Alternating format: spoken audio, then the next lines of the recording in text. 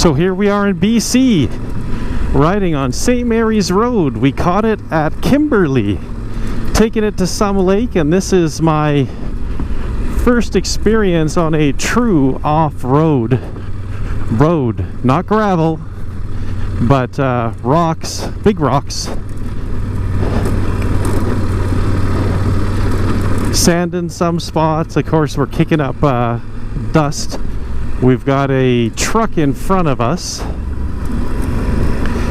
actually also from Alberta. We're trying to watch out for all these big boulders on the road, but so far we're doing okay.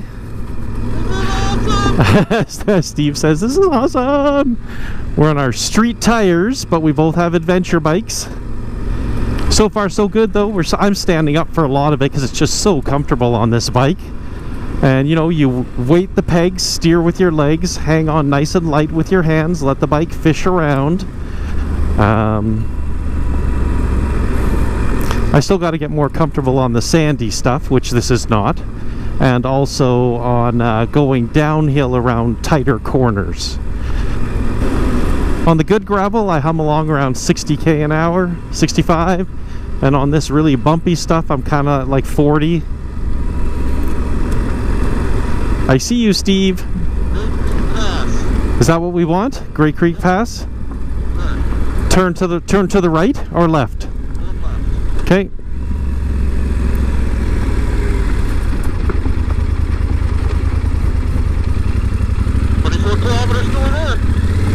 Oh, 35. Check out this bridge.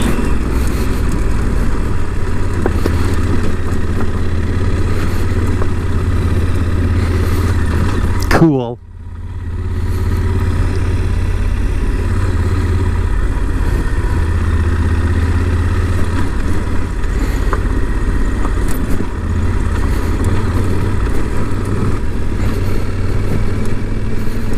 So we've already gone 22, 30, about 15k on this. I think we have another 20, 25k on it. And I got to practice to get a little more comfortable sitting down on gravel roads and those type of off-road roads. I feel very comfortable standing, but of course if you were going to stand for 200 or 300k, you'd get pretty tired. So Ken, we did a little bit of off-road gravel going to the Sandin generating station. Yep. Here's the gravel we got to take your new Harley on, and the big rocks. Whee! Matt's probably glad he's not here with his kidney stone. Or his bike, yes. Oh, big rock. Shit. There's some big rocks in this. I guess we could say this is true off-roading. Although we're not very good at it, or I'm not, and I'm definitely not going very fast. But this is fun. Yeah, that's pretty good. 40k an hour, given the big rocks and limited classroom time. As I was saying to Steve, I don't know, big rock. Oh, goddamn that! You look where you go, shit. I'm looking ahead, looking 100 meters ahead, and then I see a big rock, look at it, and I hit it.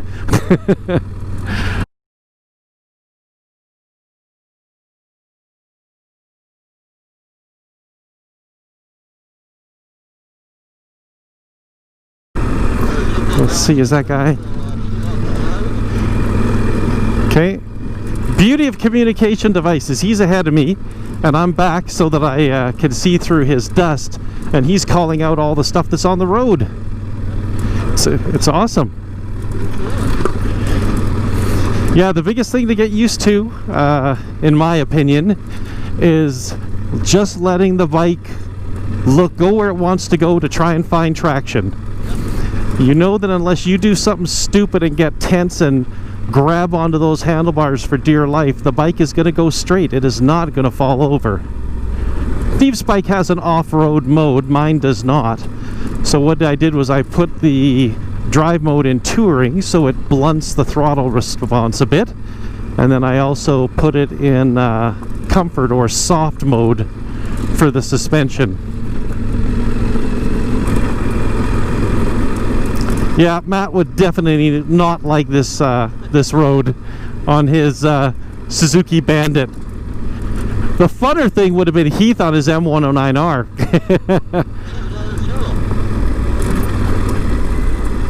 Oh, look at this. For David, a guy on his Ural. He's loaded. What?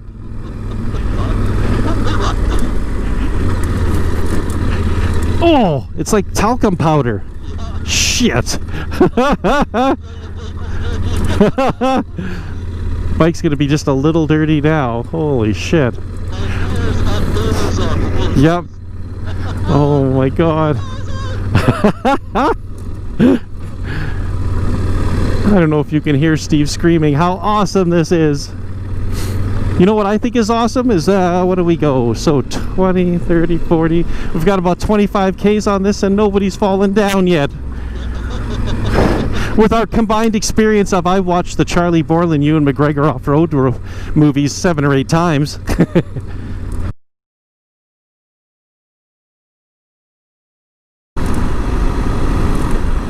This is definitely harder than gravel roads you see in Edmonton.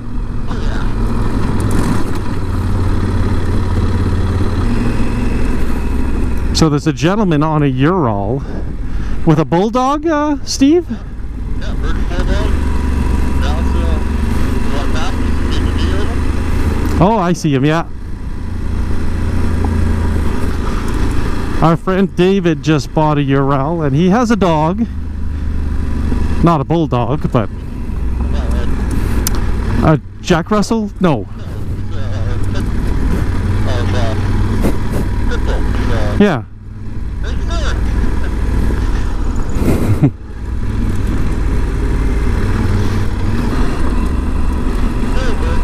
Narrow bridge.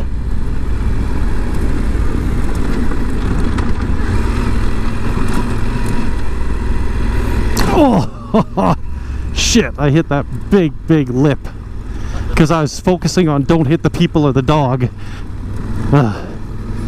Okay, looks like we're getting some bigger. You could hear Steve screaming in my ear with excitement. We got some big rocks and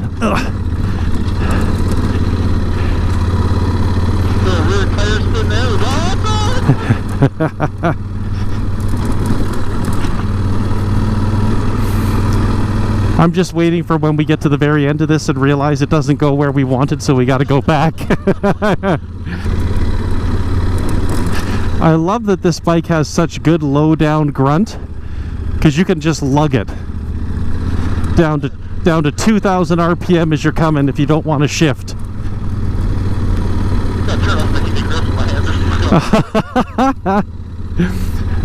Steve left his heated grips on from this morning. He's like, my hands are on fire. Oh shit. I found that big hole, the first one.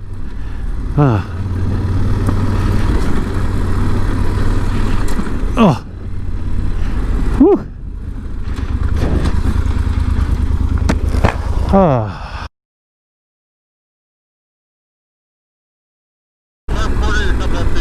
Yep.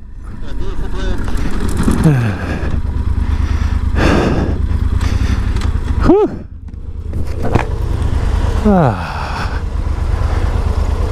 Well, that is pretty. Beautiful day. Oh.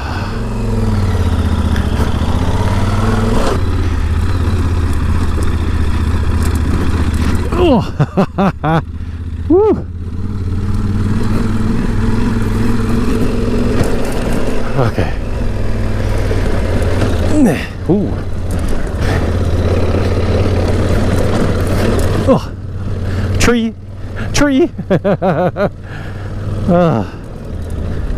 Uh-oh. Which way? Okay, for sure? Okay.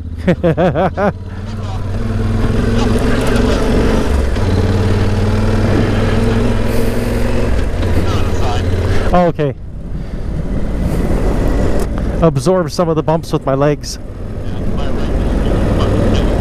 My shoulder is sore. 40 fucking K and we're dying. Here, we'll give you a bit of a view that is not me staring at the road. Oh, there's the road we came over though.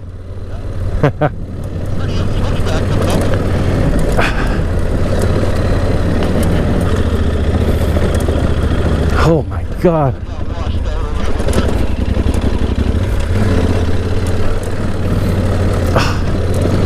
Oh boy.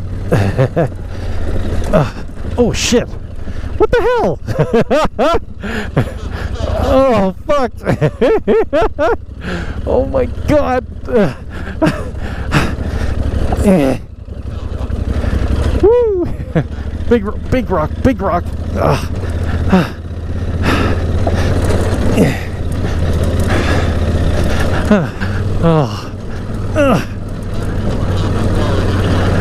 Yeah, I'm looking forward to the asphalt, I gotta admit it. I need to check my rims first, make sure my tires aren't flat. Wait till he sees this video. Matt, the road you could have driven on your Bandit. We would have been turning around. Oh, I'm back. My gauge is so dusty I can't even see how fast I'm going or my RPMs or driving by feel.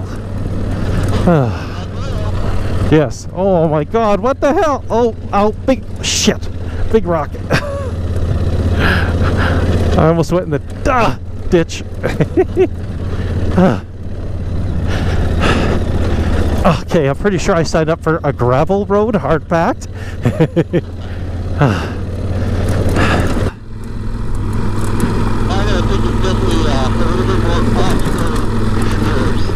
What's that? Oh yes. We're just discussing how Steve's KTM Super Adventure is designed to be more off-road than my bike is. No question. Especially with off-road modes. This bike would chew up the road too if it had a good driver on it. Good rider. We can definitely say after this we have ridden off-road. It's deceiving how harsh some of these bumps are. You look at them and you go, well, that's not a big bump, and then you hit it and you're like, fuck, I lost a filling.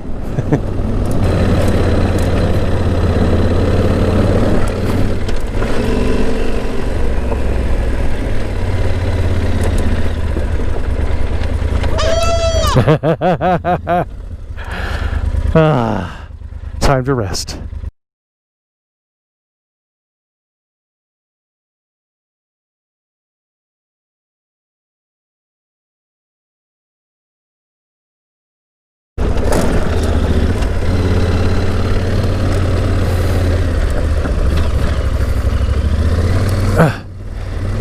I suck. I'm drifting way out to the right. Fuck. I almost came to a stop. I suck.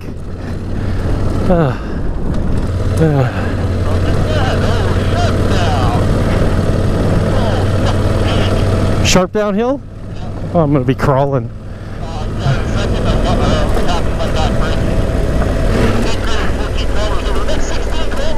Hey, what happened to we had 3 kilometers left? Steve lied. I'm just saying Steve lied. Steep grade, 16 kilometers, and I think we were supposed to be done in 1 more kilometer. Oh my goodness, look at that switchback. I think we're going to go into first gear here. I'm in second, cruising at 25 straight in front of you.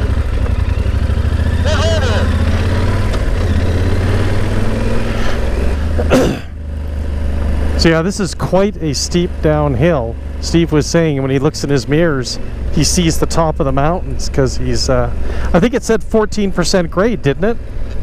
Yeah. So 14% grade on a shit road, gravel, rocks, dips, ruts. It's awesome.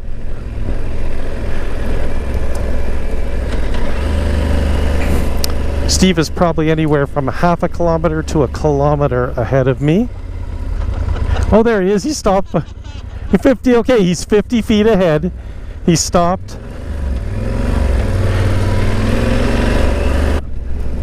But this does illustrate a really good point that everybody on YouTube should be paying attention to. Drive your own pace. Don't feel you ever have to keep up with someone. If I need to go slower, I'll go slower. Steve will wait eventually. Wow, there's the switchback road we're going to be doing. Switchback road about 75 feet down.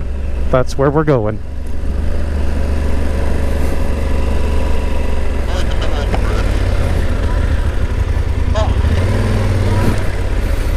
My visor is so freaking dusty. Yeah. Nice cool breeze coming down. Yes. Oh, I can barely see out of my visor.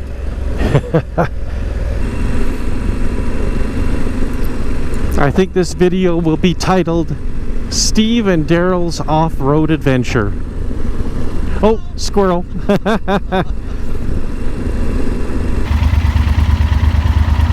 So we made it through all that off-road back to terra firma, back to pavement. Let the adventure begin.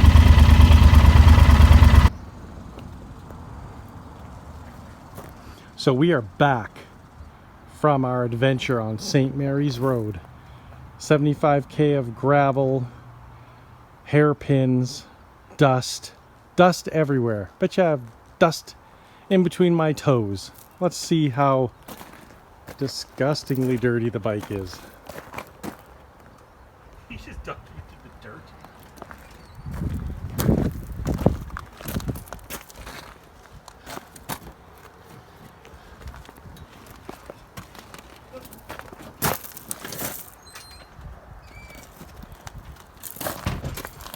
Oh my goodness. This bike is going to need a good wash.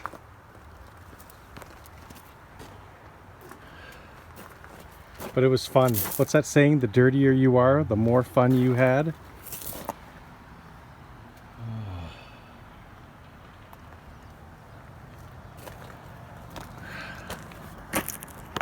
Sorry about that. Even I'm dirty. Look at this. Dirt all on my face. Couldn't believe how much dirt and sand I got on the inside of my visor. But it was a lot of fun. Hey there. So now that we're back after doing St. Mary's Road in BC, just outside of Kimberley, I've got a couple of thoughts about my bike. Again, I have a 2019 Super Tenere ES. They say that it's about 580 pounds wet weight. It has about a 33-inch saddle height, so again, not for vertically challenged people if they're tending to do off-roading, because it can be quite the handful to pick up once you've dropped it. I found doing that road, it was the, what's the word I want, the most gnarly off-road riding I've done up to this point with regular street tires on the bike, as my buddy Steve had on his KTM Super Adventure S. The Super Tenere is definitely not designed to do that, in my opinion, not designed to do that harsh or very harsh off-road riding, such as a Super Adventure is, or maybe even the BMW 1250 GS, or the smaller middleweight bikes like a 790 KTM or a Super Tenere 700, or sorry, Tenere 700. But you know what? It holds its own. I think with a better rider than me on it, you would be able to do everything you could do on those other bikes on the Tenere. I was very impressed with how it rode. Again, my first time on those kind of roads with street tires. I found it handled very well. Only a few times did I feel like if I'd gone any faster I would have been out of control, but again, that's probably due to the rider, not due to the bike.